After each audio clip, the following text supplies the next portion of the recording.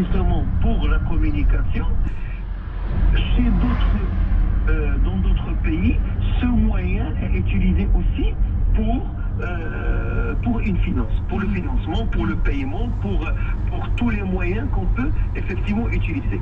La preuve en est une lors du confinement et quand l'État a mis, quand le gouvernement a mis en place cette subvention d'une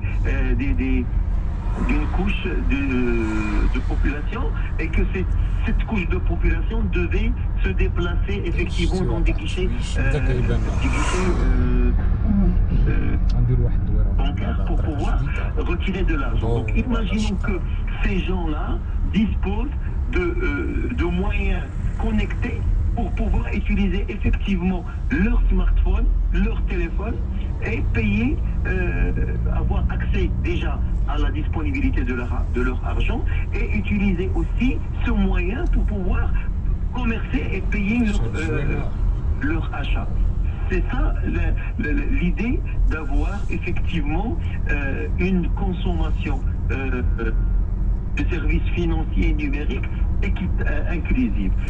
La deuxième des choses, c'est avoir une finance numérique qui est sûre. Cela veut dire atténuer les dommages causés par les escroqueries ou bien entendu les fraudes ou l'hameçonnage ou toute autre pratique qui peut, dans le domaine de la finance numérique, nuire aux intérêts du consommateur. Donc, nous constatons à longueur de journée que certains consommateurs donc, se font dérober de leur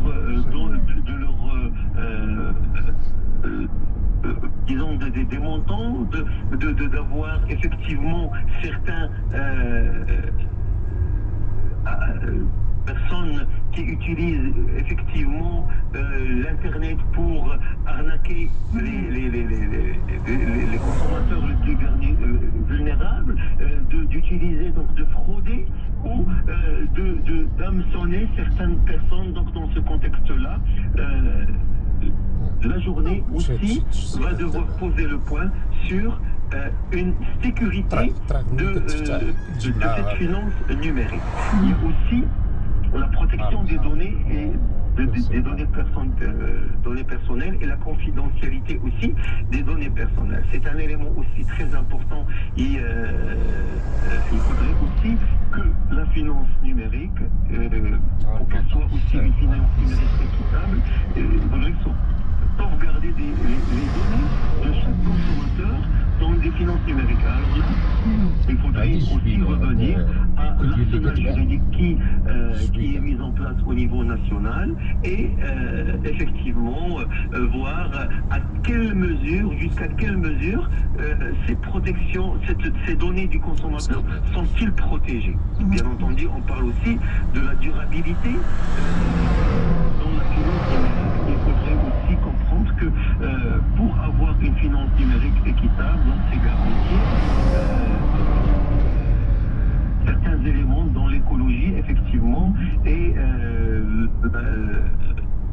que cette finance numérique soit responsable aussi socialement et écologiquement. Donc bon, et là on sait très bien que pour cette pratique de finance numérique, nous préservons effectivement beaucoup l'écologie, bien entendu au niveau social.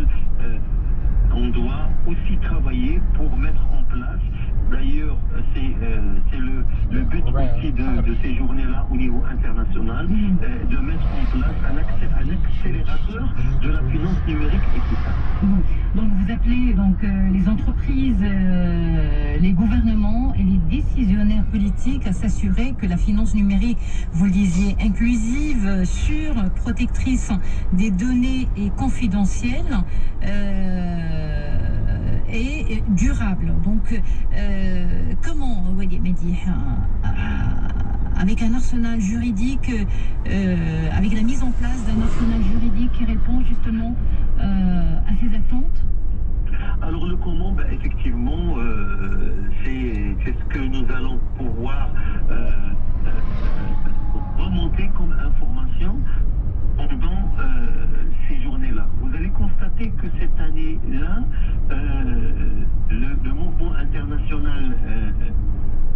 de protection du consommateur n'a pas mis le point justement sur l'événement du 15 mars. Mais on va devoir organiser un événement à partir du 14, c'est-à-dire à partir d'aujourd'hui jusqu'au 18 mars 2022. C'est la première fois que ça arrive au niveau de l'organisation internationale que nous allons célébrer c'est la semaine du l'événement consommateur. de la protection du consommateur pendant une semaine. Remarque que la différence qu'il y avait les années passées entre la journée du consommateur international et telle qu'elles sont nationales, c'est que ça fait depuis 2011 que le Maroc organise des événements pendant une semaine au lieu d'organiser effectivement un seul événement le 15 mars.